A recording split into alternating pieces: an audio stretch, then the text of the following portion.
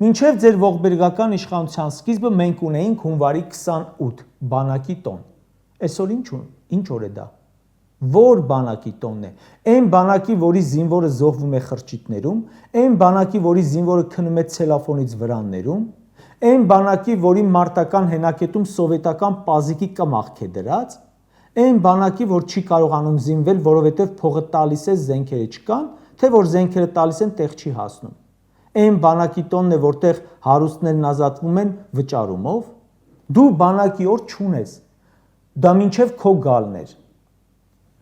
20 թվականին հենց դուք ջարդեցիք բանակի ողնաշարը, նույն Սարդարապատում ելույթ ունեցար, հուլիսին 1 դիրք առաջ տալու համար զորքերիդ թվով մեդալներ բաժանեցիր, հետո այդ բանակը փուռը տվիր, վերջում էլ թե դասալիք էին։ Մենք ունեինք մայիսի 9, հաղթանակի ու խաղաղության տոն, նշում էինք Շուշիում տարած հաղթանակը, Շուշիում էլ էինք նշում, ոչ միայն Երևանում, դուք ինչ արիք այդ հաղթանակի հետ, այդ օրը այլևս չկա,